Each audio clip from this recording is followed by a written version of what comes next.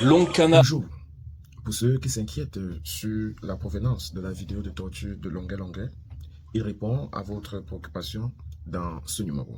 En effet, il était invité du journal à TV5 Monde où il cite nommément celui qui lui a donné la vidéo, les tortionnaires et surtout les donneurs d'ordre. Loncana Agnosimo alias Longuet Longuet, notre invité ce soir. Bonsoir et merci d'être avec nous. Bonsoir, merci. Tout d'abord, comment allez-vous? Comment est-ce que vous vous sentez après avoir dévoilé ces images? Je suis soulagé parce que vous imaginez 5 ans après avoir subi ce genre de torture, puisqu'il était question qu'on me tue. Donc, je suis soulagé parce que justice sera faite et ces gens comprendront qu'ils ne sont pas au-dessus de la loi. Donc, je vais dire merci à William Jordan de Jésus, le leader de la diaspora qui est aux États-Unis, qui m'a d'ailleurs informé qu'on a un compatriote qui est aussi en exil aux États-Unis, Patrice Nouma, qui a gardé cette vidéo pendant 5 ans. Donc c'est l'homme qui vous a contacté en vous disant « j'ai cette vidéo ». J'ai cette vidéo, voilà, et j'ai supplié, donc il y a 4 jours, hein.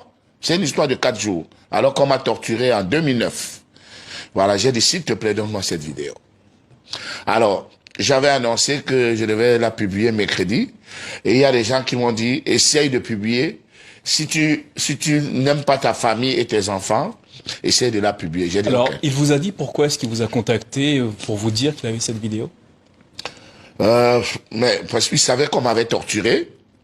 Il savait qu'on m'avait torturé, comme c'est un ami, on discute tout le temps. Et pour lui, savoir qu'il y a cette vidéo devait tout changer, pas seulement pour moi, devait libérer tout le Cameroun, libérer tous ceux qui sont victimes d'injustice au Cameroun. Voilà, et je crois que c'est ce qui se passe actuellement. Alors, vous n'avez pas de doute quant à l'identité des hommes qui vous ont fait subir ces sévices.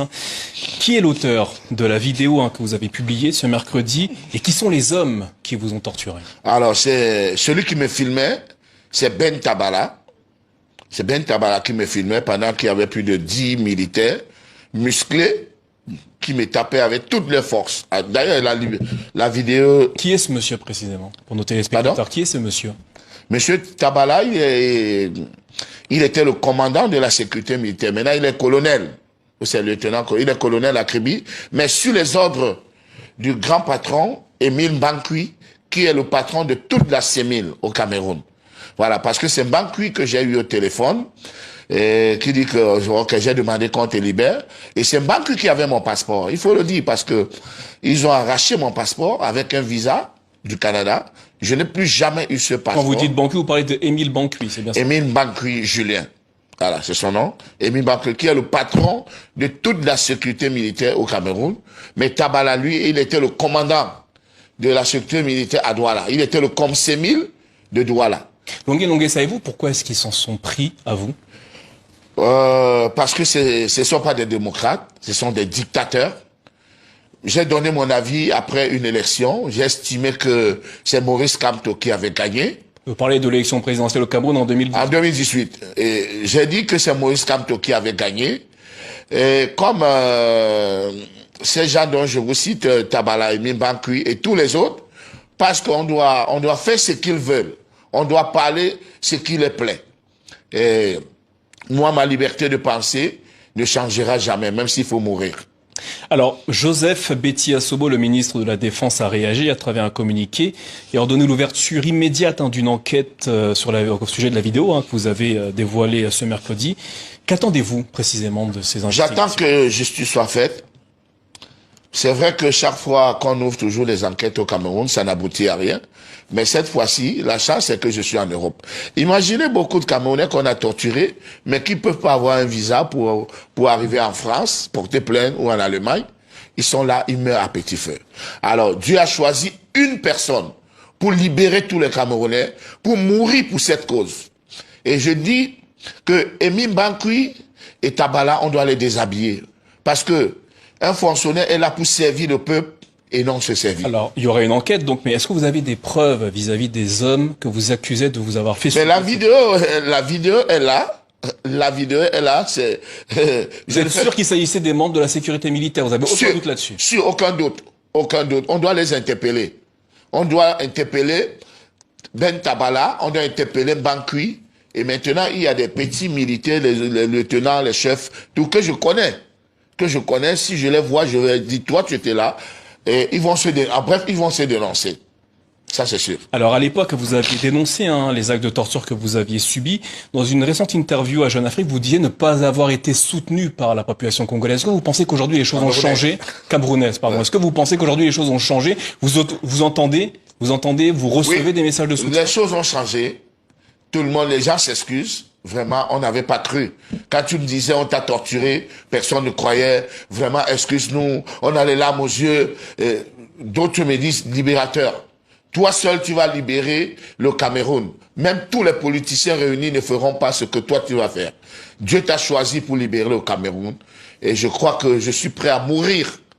Mourir. Parce que l'égoïsme et la boulimie du pouvoir, les gens qui veulent... Imaginez un peu un papa qui a déjà fait 40 ans au pouvoir, il ne comprend pas qu'il doit aller se reposer. Mais Bankui devait aller à la retraite, on l'a prolongé pour 3 ans. Alors, imaginez. Longué, quelle est votre situation? Est-ce que vous avez la possibilité de retourner au Cameroun? Je ne peux pas, sinon c'est la mort. C'est vrai que même ici, ils ont des lieutenants, ils ont des antennes ici, même ici, je ne suis pas en sécurité. Mais je vais m'organiser pour que mes sorties soient au moins contrôlées, pour que les gens que je fréquente soient choisis. Voilà, donc je ne compte pas rentrer au Cameroun. J'ai enlevé le Cameroun dans mon programme pour ne pas mourir avant de libérer le Cameroun. Je mourrai après la libération. Longué, merci d'être venu témoigner ce soir sur notre plateau au sujet des sévices que vous avez subis de la part, selon vous, des membres du service de sécurité militaire. Merci à vous. Moi qui vous remercie.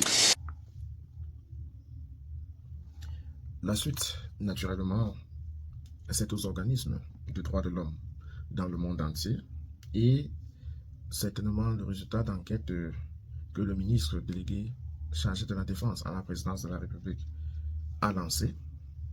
Mais force est de constater qu'on n'est pas à la première manœuvre. Et comme le professeur Maurice Kamto l'a dit tantôt, lors de son dernière déclaration datant du 25 octobre 2024, que ferait-il? Quel est le sort pour les militants du MNC qui ont les mêmes chefs d'accusation que Longué?